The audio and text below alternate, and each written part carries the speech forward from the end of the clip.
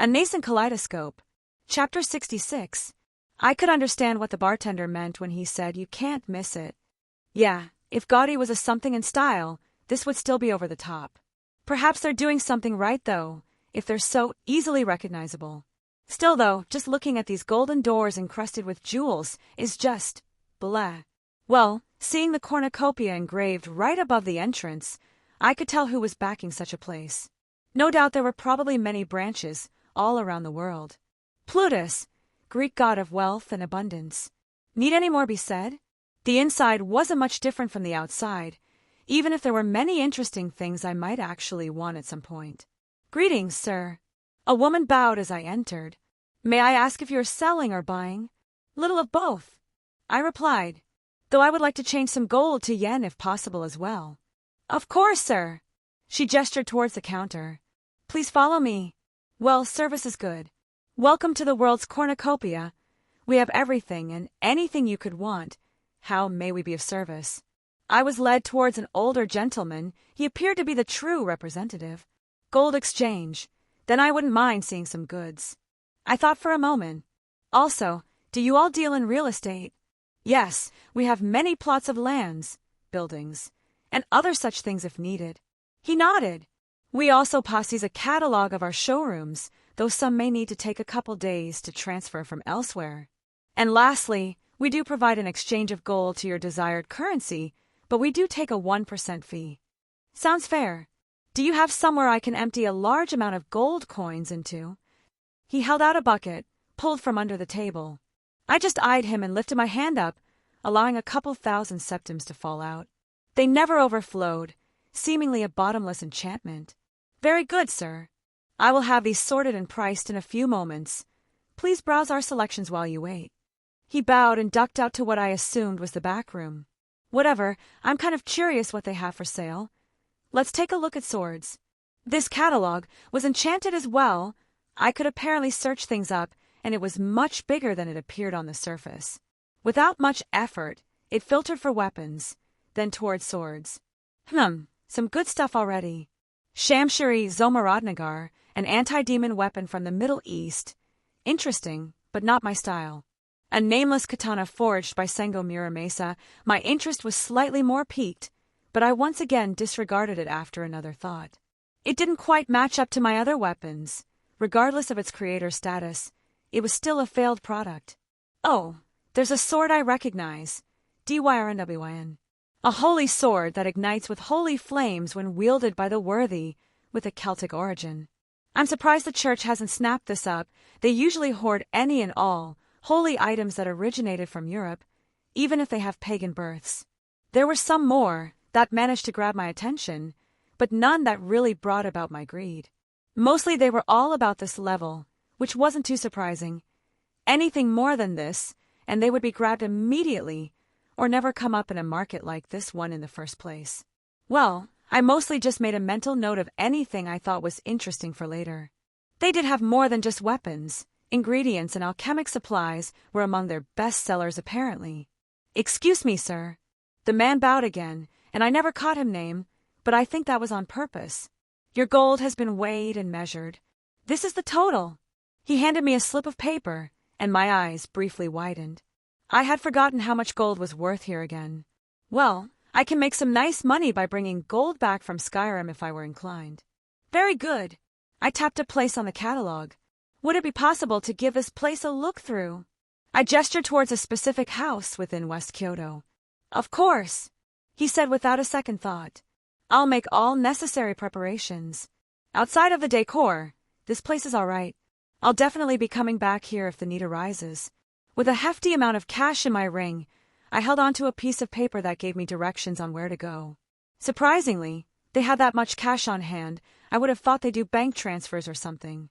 Fun side note, there are supernaturally inclined banks in the world. Granted, the ones that cater to specific supernatural entities are limited. Most just have a few branches here or there for that purpose. I'm really learning a lot of fun little things about this place that I didn't know before. You know, today has been a good day. Boom, is what I would have loved to say had not everything started exploding around me. I just sighed as a building down the street literally caught fire after what looked like a man in a mask ran out of it, throwing something inside and having it explode into pieces. Literally, almost everything was on fire at this point. There were many groups of people running around, what looked like armed guards, civilians, and a third group in masks and cloaks that were causing all sorts of chaos and damage. I just continued to walk, staring at the destruction around me, practically apathetic to it all.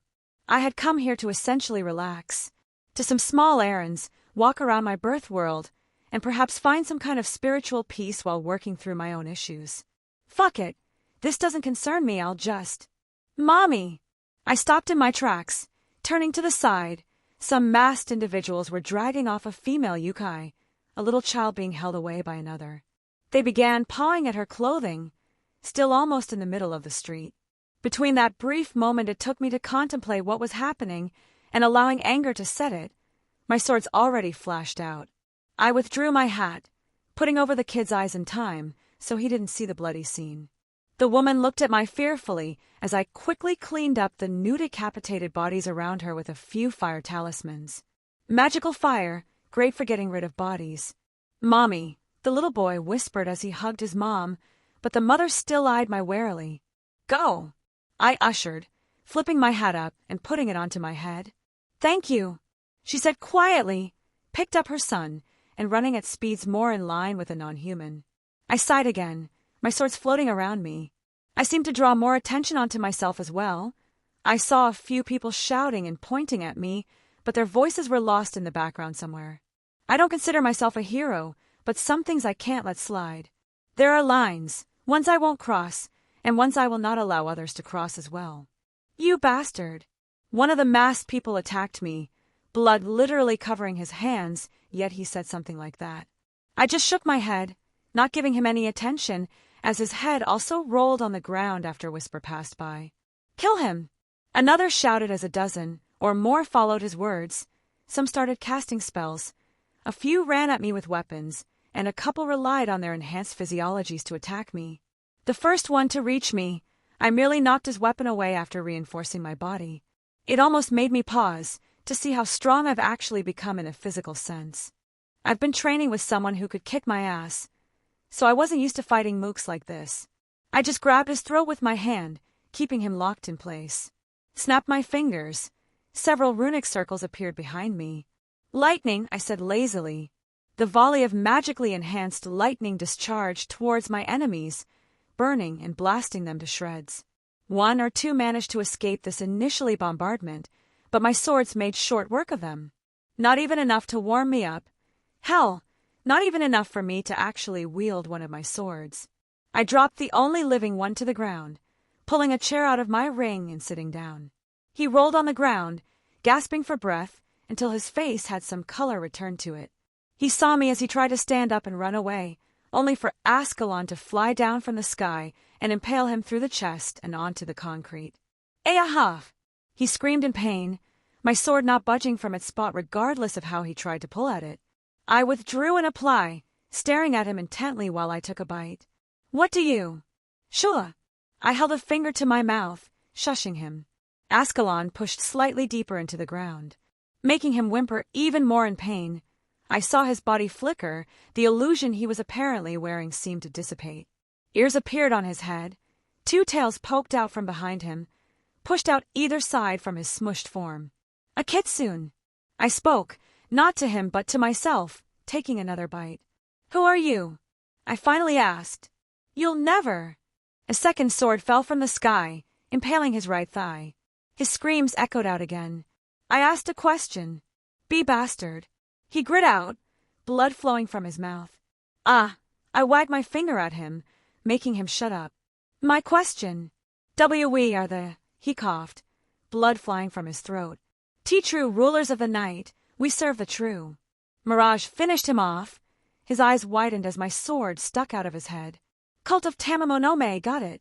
I sighed, trying to pick through the vast amount of information I usually ignore that got added when my memories returned. I do vaguely recall this annoying bunch, particularly because they are active in the country I was born in. It was pretty cut and dry, a cult dedicated to Tamamonome. Their main purpose is to resurrect her, somehow, and then have her usher in a new age of something. Honestly, I'm not entirely sure on their motivations, only that they're stupid, and their goals are probably equally stupid. But, well, now I have some target to work out some pen of frustrations on, I suppose. Sometimes you just need to look at the bright side of tea. Tharararrar. A massive figure burst out of the ground a few hundred meters away. Several heads swayed back and forth, dark green, scaly skin almost consuming all light in the area. Slit eyes took in the surrounding. Multiple serpent heads opened their mouths and exhaled a deadly miasma. This thing was huge, almost 3 times the size of that dragon I fought back in Skyrim. A hydra? No. From Greece mythology, there exists the hydra, the divine beast that Heracles took care of. In Japanese mythology, there is a similar beast, perhaps superior to its Western counterpart. Yamata no Orochi, the divine serpent that required the skills of Susanoo, the storm god, to slay. It possessed 8 heads and 8 tails, a beast massive and deadly, and even considered a dragon in every meaningful regard.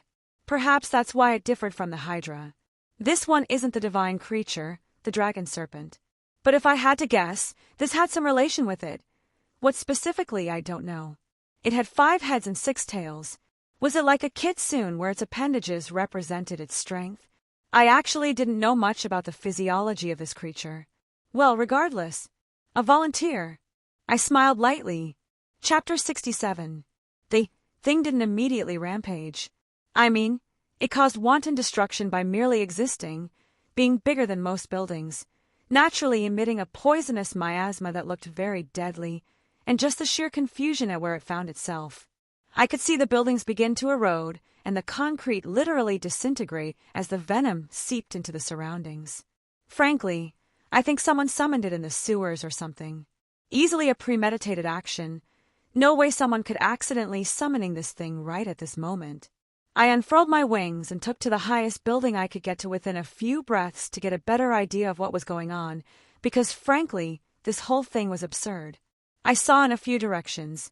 There were more pockets of chaos, buildings on fire, and magical attacks soaring through the air as several groups clashed.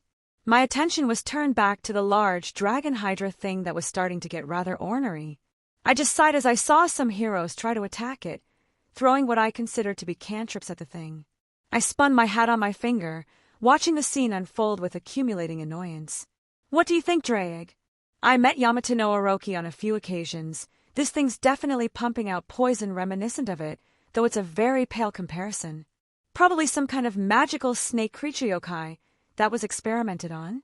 Perhaps force-fed some remains of a serpent dragon. I wouldn't be surprised if it was originally a very, very distant relative, and they pushed some of that inside it to begin with. Drake agreed. Look at its heads and tails. They should be even, yet it has only 5 heads to its 6 tails. That is heavily mutated, and not in a good way. Now that I take a closer look, some of its scales are dislocated and jutting out at weird angles, and there are some odd growths on parts of its body that look like bones. As much as I hate that stupid snake, this thing just makes me angry. Even if left alone, it would probably die by itself in a few weeks.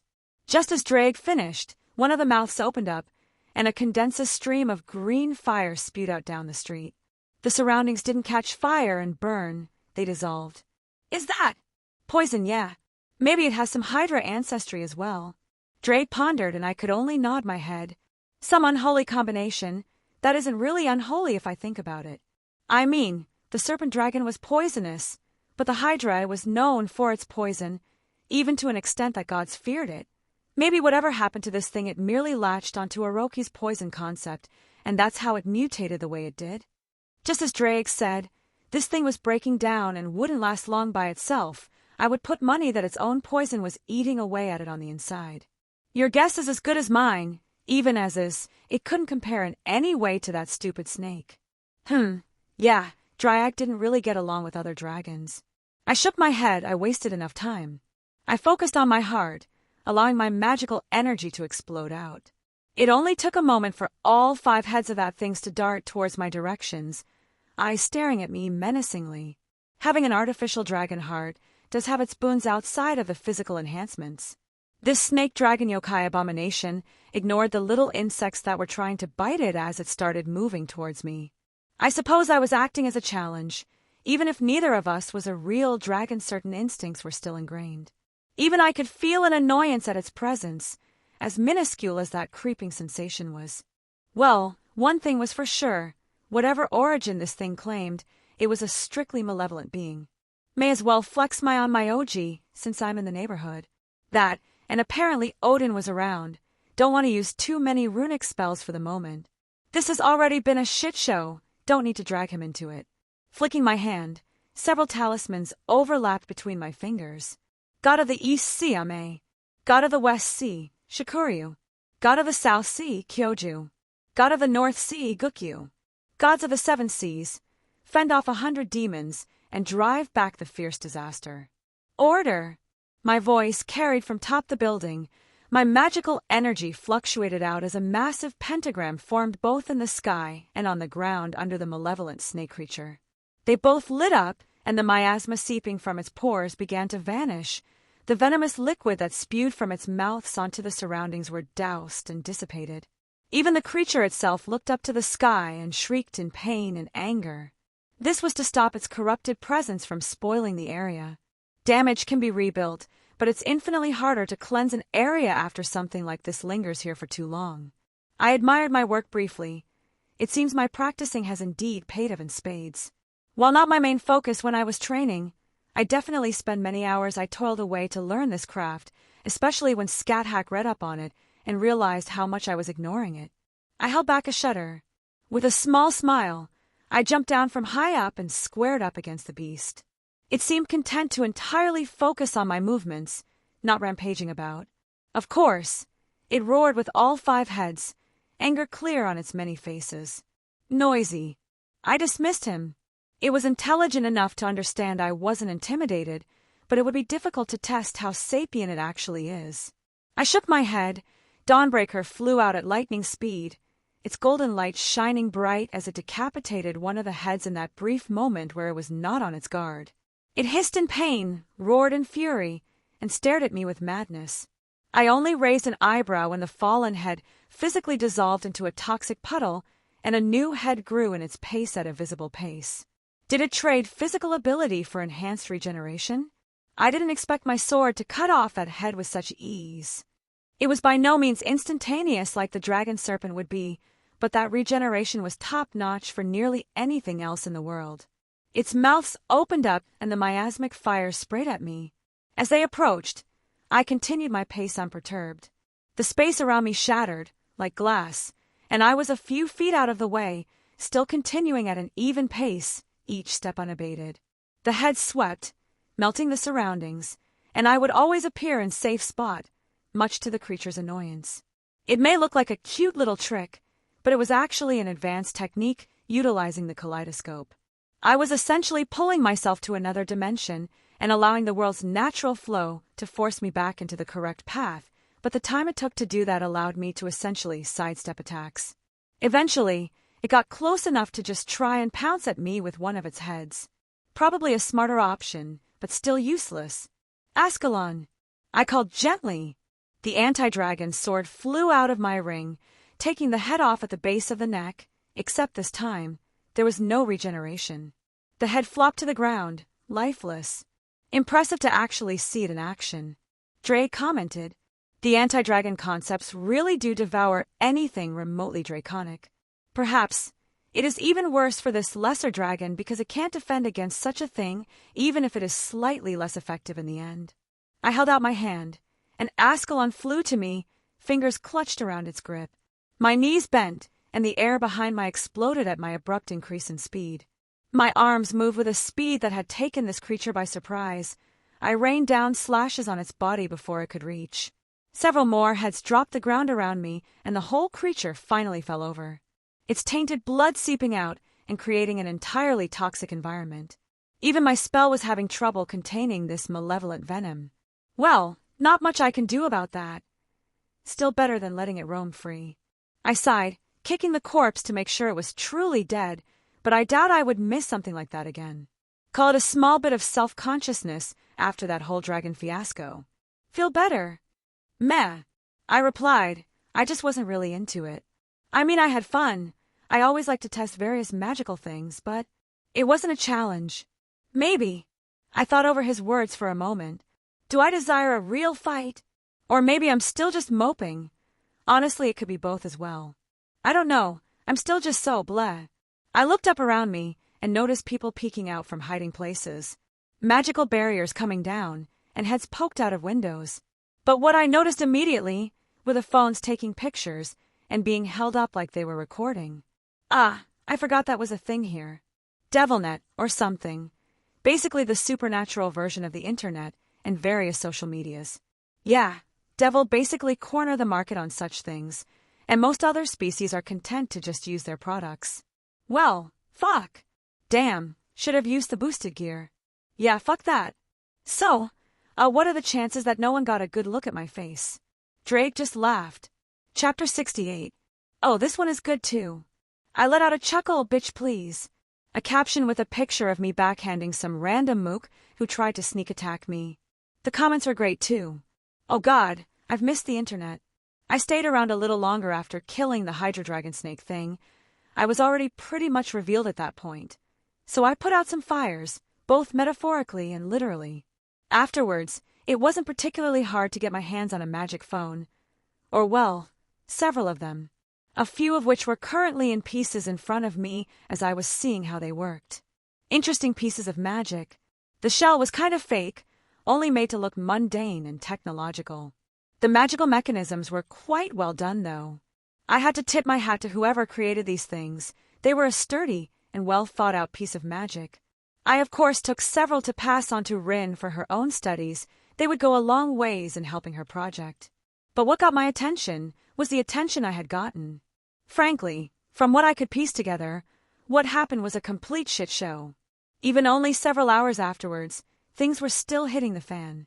Oh, the age of information, how it permeates even the supernatural communities. Many leaks and secrets revealed straight onto the DevilNet. So, my assumption was right. Some idiots operating under the cult of Tamamonome started causing chaos to draw attention away from a ritual site a few miles away from where I was at.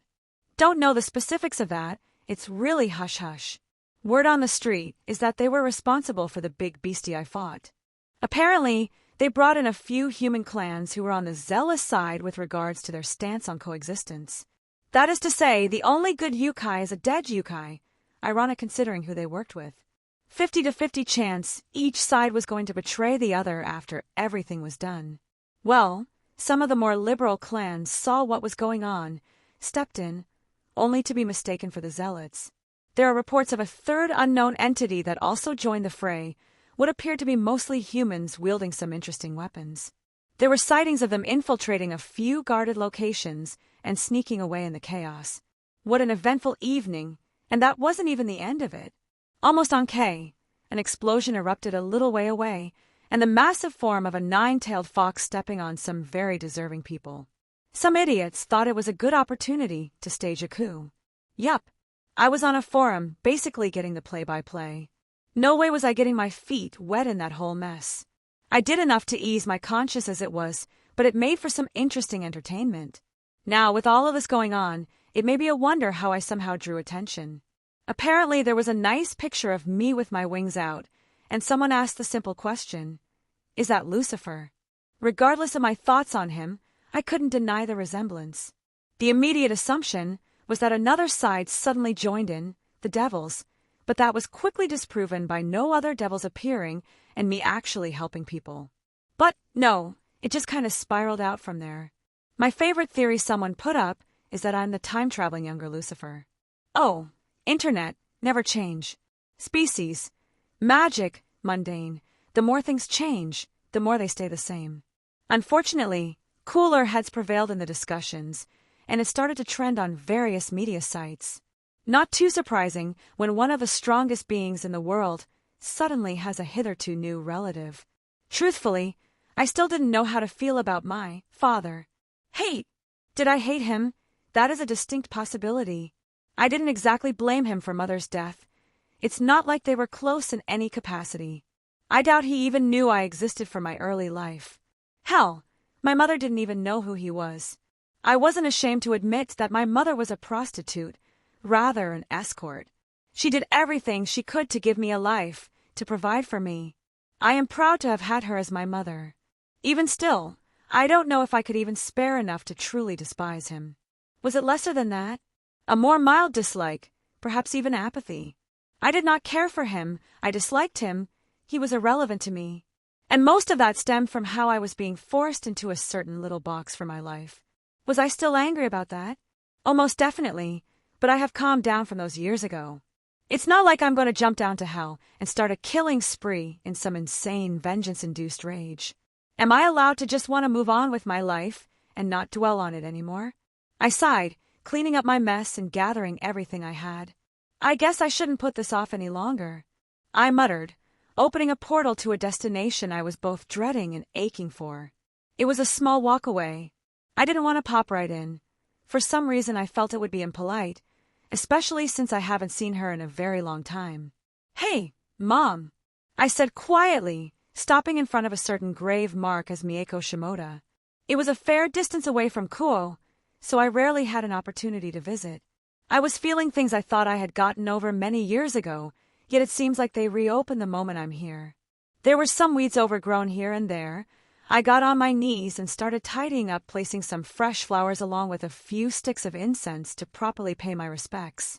It's been a while. I finally spoke, sitting on my butt. A lot has changed. I don't even know where to begin. I sighed, my eyes drifting up to the sky. I have a new name now. I squeezed out. New name for a new person, or something like that. I don't know. It seems like my reasoning back then was mostly out of spite and anger. I didn't want any connection to my old self. I felt so powerless back then. I don't really regret what happened. More so the reason for why I did it. I couldn't help but run a hand through my hair. Your son is strong now. I paused, twiddling my fingers. I'm also a magician. I let out a laugh. I think I said I wanted to be that when I was younger after we saw that magic show. Well, I suppose dreams do come true, even if it turned out a bit differently. I smiled faintly at that old memory. I also made a small promise to myself to learn stage magic. I also have a girl in my life, rather 3. I felt oddly bashful at saying that in front of my mother's grave. I wonder if you would be annoyed at me for that, but I care for all of them. I'm sure they would love you. They're all wonderful girls. The first one I met was Meridia. She's not human, but she's really sweet. I smiled as I reminisced about my first meeting with her. She's strong too. Could basically tell the world to F dash. I caught myself. Sorry, tell the world to sod off that. I corrected. Then there's Artoria. I'm sure you would absolutely get a kick out of meeting her. Yes, I had my night phase as a kid as well. We started to date more seriously recently. Well, kinda just accept our relationship as something more than a one-off, I guess. I glanced back down at my mother's grave. Don't worry, I'm not keeping any major secrets from any of them, nor do I plan to. Lastly, though, I stopped myself. It's hard to talk about her right now. It still hurts, Mom. I know it's not a final goodbye, but I miss her so much. I wiped away a little wetness in my eyes. Excuse my language, but I'm going to kick her ass the next time I see her. If I keep talking about them, I don't think I'll ever stop. I felt a small sense of genuine contentment at this moment. Why don't I tell you about some of my adventures instead? How about that time I fought a dragon with my friend Thorum? I took one last look at my mother's grave. I felt relief. I didn't realize how much I needed to get some things off my chest. It honestly felt like a weight was lifted from my shoulders. Scat Hack was still a sore spot. I still almost wept when I thought about her, but I felt okay at this moment. I was content for the moment, and I felt like I could properly mourn without becoming a complete wreck. Even being gone for over a decade, Mom still knows how to make me feel better. Well, regardless, I could really use a drink right about now. My whole purpose for coming back here was to find some kind of closure for my own mental health. I would just enjoy my time while it lasted. No responsibilities, just have some fun and finish some projects that didn't need my immediate attention before. I stepped through a portal back over to Kyoto, close by where I left before. It was an area that was relatively untouched, so some places were still open for business. I recalled seeing a pub around here somewhere, or rather an izakaya. I wouldn't mind some comfort food as well. Been a while since I've had proper Japanese cuisine, even if it is the bar variety. My mind wandered as I just enjoyed my stroll. I was pretty much set on buying that property I took a few looks at. The house didn't really matter much, but the land was prime real estate for my need. And I wanted to get testing on this. I was quite interested on how this would turn out. To anchor a single location and spread it across several world lines and make it stable enough to support several different time flows. It will be fun, and I couldn't help but smile at the thought. Perhaps I should do a smaller test once I work the kinks out. Maybe buy some land over in America, see if I can't do the small connection first. My muse brought me to the little bar I saw before. I saw the lights still on, so I happily walked inside, though I felt something both strange and familiar as I got close. It almost felt like I was in the land of shadows again, except it wasn't nearly as oppressive. I just shook my head. This was a supernatural place. Many species and people lived here. It wouldn't be good to judge someone based on what they are or where they come from. Though when I entered, I only saw a single person sitting at the counter, and only the bartender off to the side. A woman with grayish-silver hair. She turned her head to look at me, red eyes almost seemingly capable of penetrating my soul.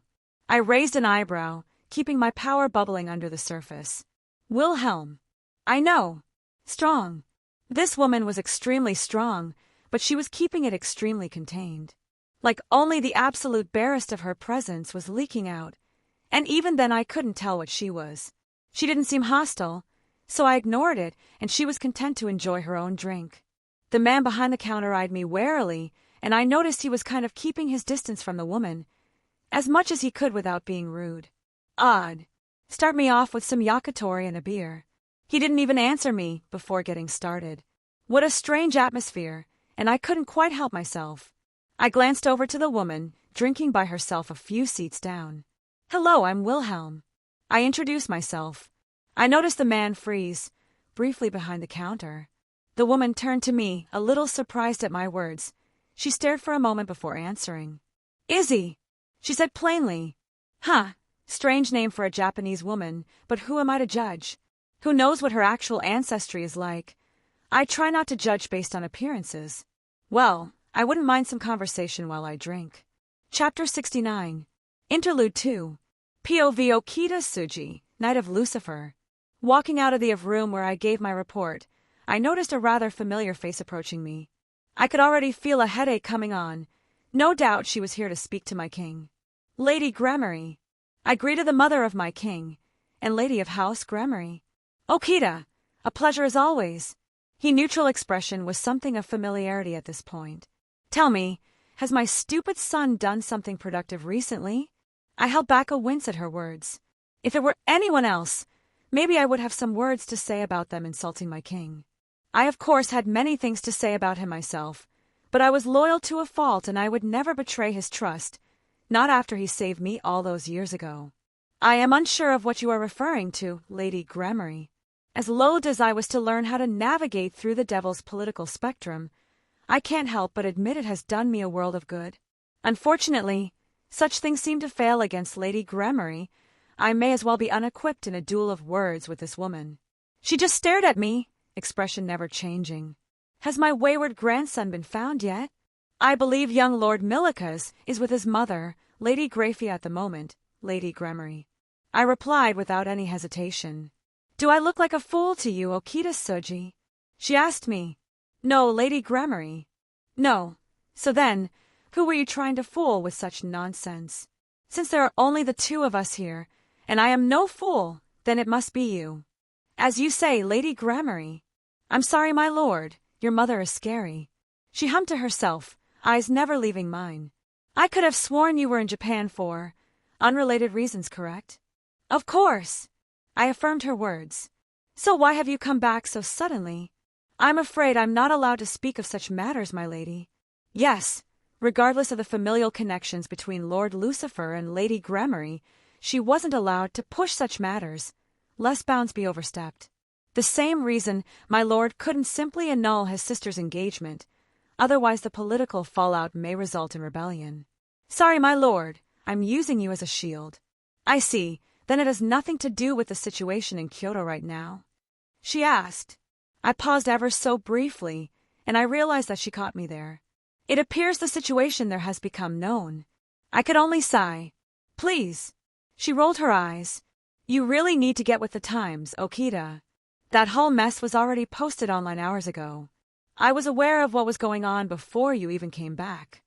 Ah yes, this DevilNet thing. I never cared for it if I were to be honest. The only reason I even started on those social medias was because Lady Leviathan was adamant about friending me or some other nonsense. I was there when the chaos started, and I of course lent a hand to better mend bridges and such.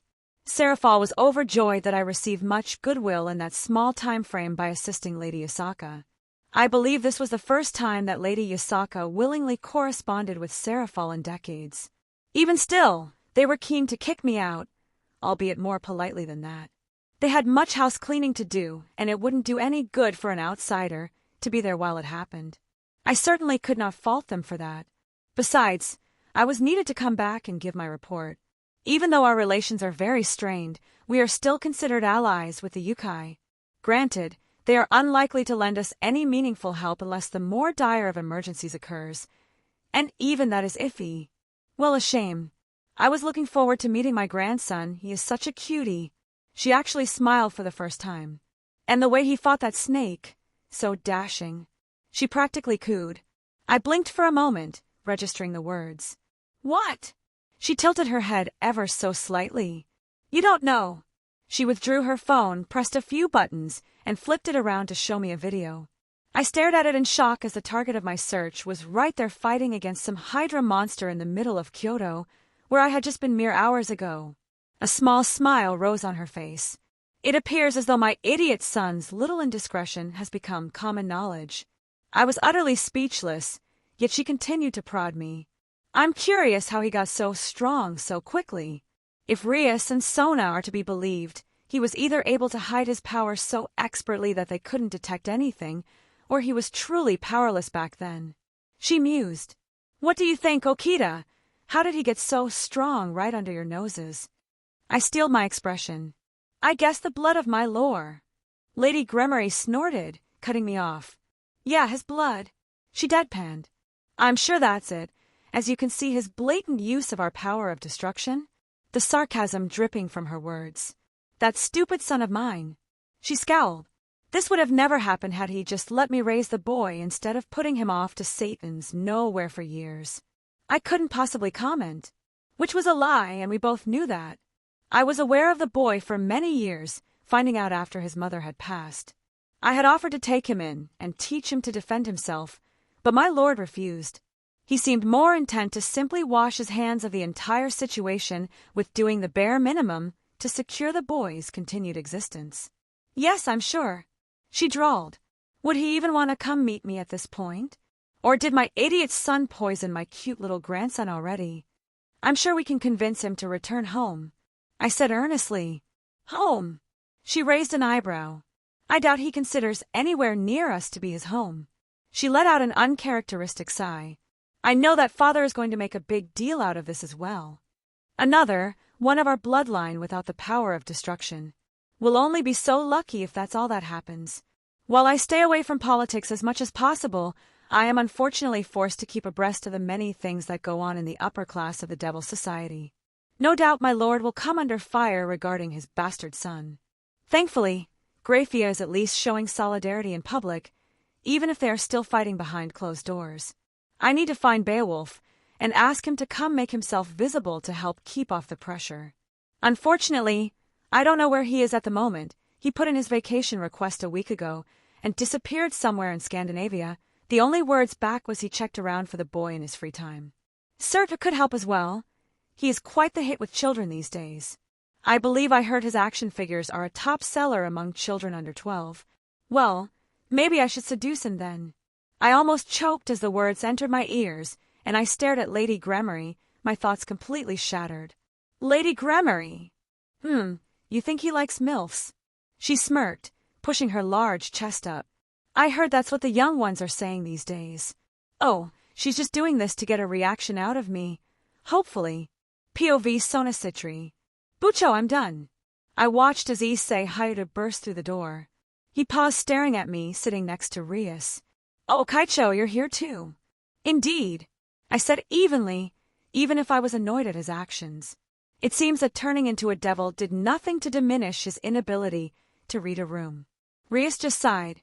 It basically the default reaction she had whenever she paid attention to Issei. I couldn't help but feel sorry for her, finding out that Issei didn't have a sacred gear at all. No, he just seemed to have some draconic bloodline that seemed to suddenly manifest. Honestly, it was an easy mistake to make. Rias's rook, Chiron, was their only means of sensing sacred gears, and that was mainly due to her very attentive nose and very conservative use of senjutsu. It was almost safe to assume that if a normal kid started smelling like a dragon, he likely had a dragon-based sacred gear, which there are a lot of.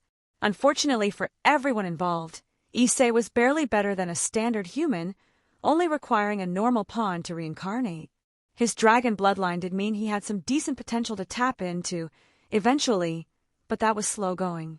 His stamina, for instance, it was several times better than even Rias's knight. Too bad his other aspects aren't on the same level. But small mercies, that means he can train many times harder as well. We're having a meeting. Issei, sit down. Rias commanded her pawn, though with less force than I would have. Yes, Buncho. Issei said happily, taking a seat near his king. How did he get so strong so quickly? Rias bit her thumb, staring at the video being played. Oshimoda, what have you gotten yourself into? Was it possible he was this strong before? I asked. I mean, it's possible. If he was that strong, then wouldn't be able to hide his power from us. Or something. Rias was grasping at straws, and even I was confused by what I was witnessing. Who is that? And what's he fighting? Is that a yokai? Issei started spitting out every question that entered his head. That's my nephew, Rias said quietly. Awesome. Bucho's nephew is so strong. You can handle that thing too, right? Issei spoke without filter, but his questions weren't exactly inappropriate either. He was still new to all of this. I think anyone would excuse such questions here. Well, no, I answered for her. Sona, Rias whined at my blunt dismissal. I could easily handle that thing. She huffed. Rias, you can kill it. That doesn't mean you can beat it. You lack almost any kind of defensive ability, and your spell repertoire consists of throwing your destruction at any enemy. Rias needed a wake-up call sometimes. I'll admit, she is a genius, but she relies way too heavily on her bloodline and thinks nothing else matters. Could you kill it before it spewed any of that venom from its mouths? A single hit of that and you're done. Rias favored overwhelming destruction above all else, forging even basic defensive means. If I had to guess, it's because her father can get away with such a thing, yet she is nowhere near his level, and it would hurt her pride to admit that to herself. Rias crossed her arms in annoyance. And I'm sure you can beat it? Yes, I replied without hesitation. I have more than just pure power. My ice will be able to immobilize it while I could implement a guerrilla-style attacks. Though I didn't admit that I would probably take everything I had to beat such a creature, and even then, it wasn't 100% guarantee. Who knows how much resistance to magic it has? And Shimoda was able to slay it with an ease like he was going for a walk. It was a hit to my pride. I watched almost all the material I could get my hands on regarding Shimoda's little debut in Kyoto. Some powerful-looking swords that flew around him, taking down enemies that I would need conscious effort to deal with. Magic that I couldn't understand as space around him shattered at his whims, and the large-scale Eastern magics he employed with relative ease. How? The way he moved, the way he acted, so calm, like it was merely another day, not literal chaos and pandemonium erupting around him, not a giant snake-dragon yokai thing barring down on him with the intent to kill. I could only clench my hands in frustration, as Rias and I tried to analyze everything we saw, trying to dig out the secrets of Shimoda's newfound strength. Suddenly, I questioned my ability to get even with him for blowing me up. Chapter 70. I happily dug into the many dishes presented before me. How I really missed my homeland's cuisine, even if I enjoy variety about half the time. Of course, the sake was probably making it even better. I need to remember to grab a few bottles and bring them back to Sasaki. And I suppose the company didn't hurt. Oh, here is an amusing one. My companion had moved closer after we started talking. Do you think he wants a sugar, Mama? She read over her phone some random comments about my adventures earlier. I snorted, holding in the drink I took. Well, did she include a picture? Oh yes. She flipped it around, revealing a very large woman in some very skimpy clothing. Should I reply on your behalf? An opportunity like this does not come every day.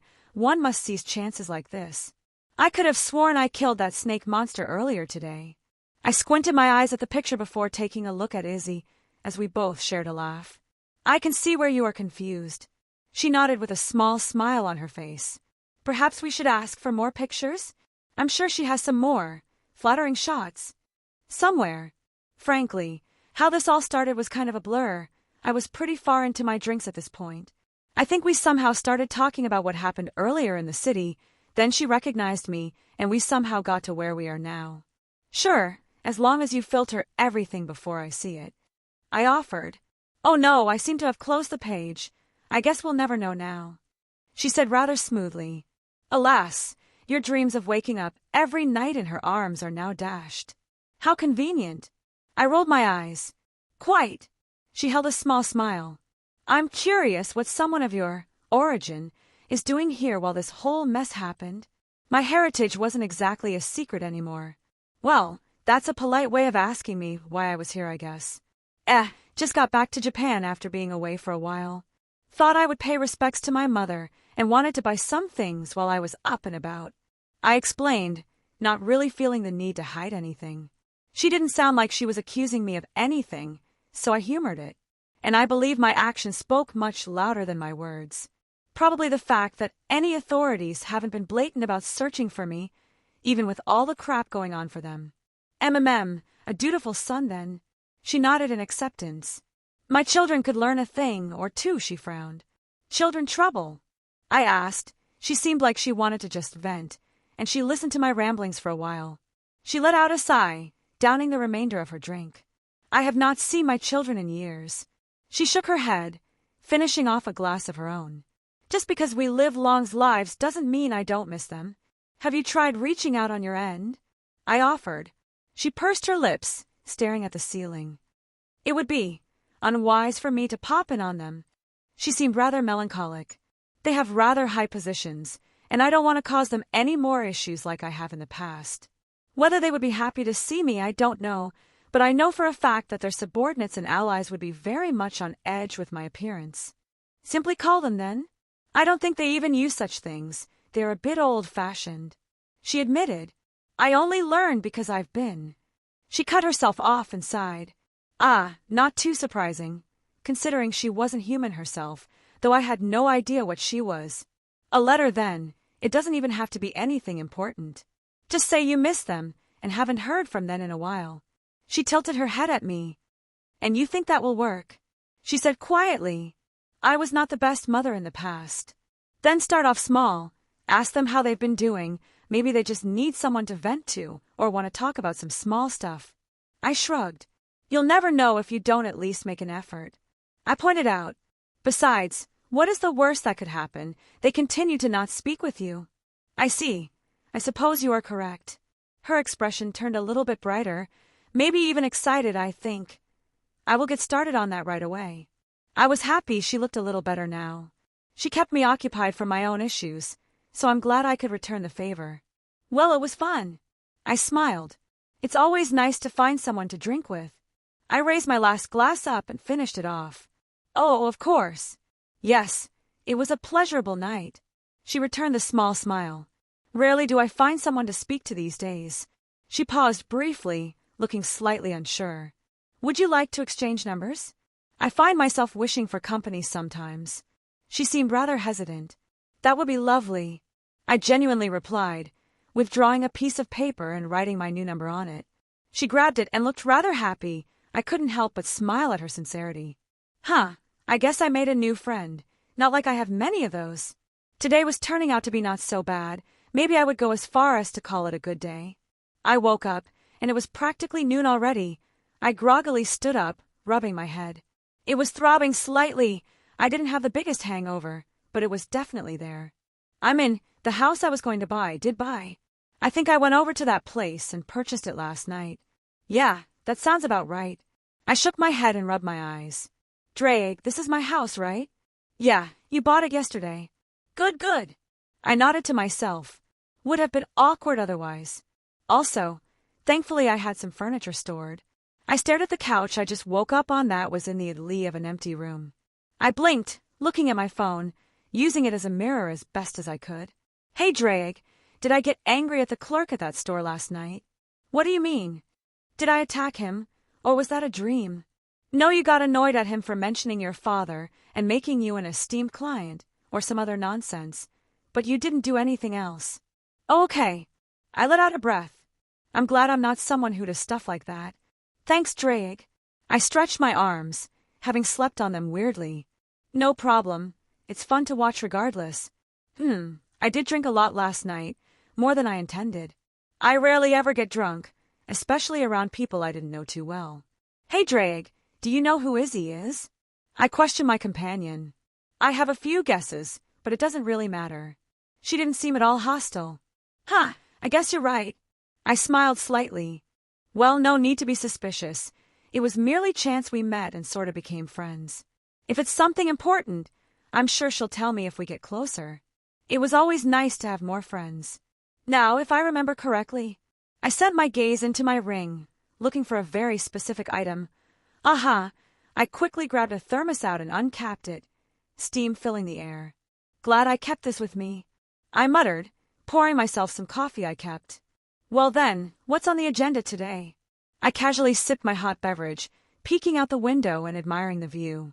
I had a fair little property, right here in the city. The house was a more Western style, 2 stories and a half-dozen bedrooms. I guess you could even call it a mansion by some standards, cost quite a bit too.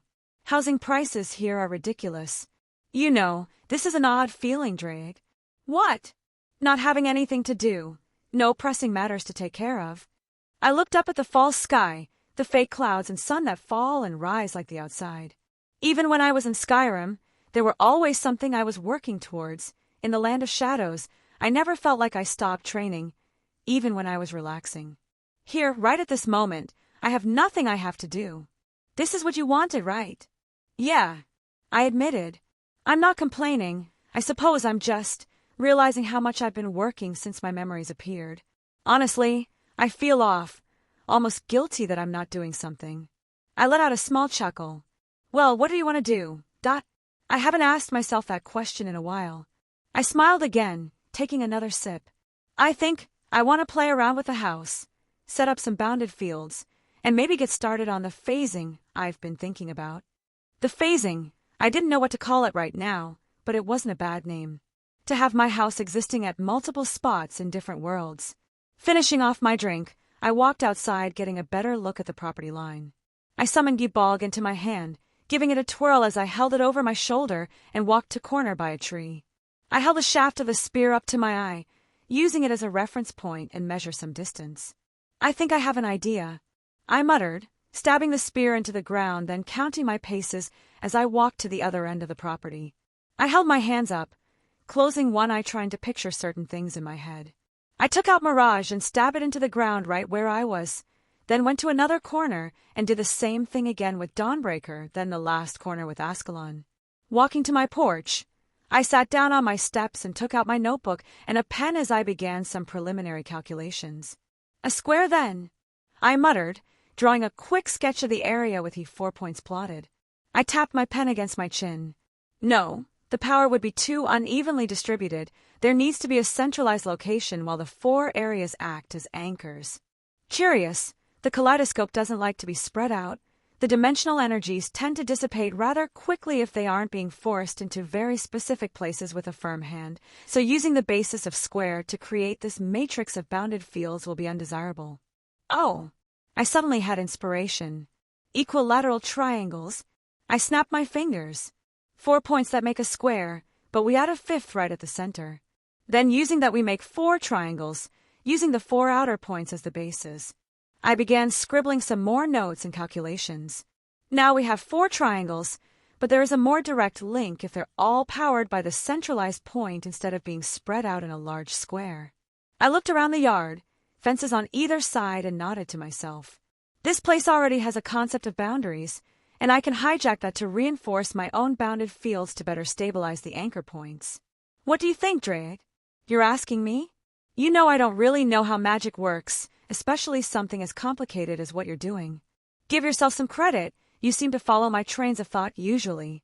He grumbled for a moment before speaking. So we have 4 points. A, B, C, D that correspond to where your weapons are. If I'm understanding this correctly, instead of just connecting them all in a square to create this bounded field, you are opting to instead create 4 triangles by adding a 5th spot at the center, E. So we would have something like EAB linked together, the same with the other points. While the final shape will still be a square, it is actually comprised of triangles. That's correct so far. I nodded at his words. So if I'm understanding correctly, that would mean the overall power of the bounded field would rise at least another level because the magical energy would bounce around 2 less points before running back to the source, before once again being pushed out. The current would be firmer, and the waste would be overall much less. Not to mention, it would take overall less magical energy to achieve similar results than if you went with just a square. I couldn't help but smile. Nailed it all. I just needed to get started on the major calculations. Really, the main hurdle would be the huge supply of magical energy required, which isn't a problem to someone like me. Well, there is one issue. I paused briefly, a small grimace on my face. Yeah. What will you use to sustain and power such a strong bounded field? I sighed thinking about it. Mirage could do it easily, as could my staff of Magnus, but I didn't want to separate from either of those for long periods of time again. Yeah, producing that much magical energy is easy, sustaining it is a whole different matter. Usually one can just anchor a bounded field to the world and maybe absorb ambient mana or some other approach, but here, I'm playing with dimensions and my needs are much greater. Well, questions for later. I push those thoughts to the side for now. At the moment, I just need to figure out the theory and outline for everything. Then I'll head to New York and test a couple of them out. In the interim, I can just use the staff as a temporary solution. As annoying as finding another powerful object would be, I couldn't help but smile. I was having fun figuring out this piece of magic, and I was excited to get it going.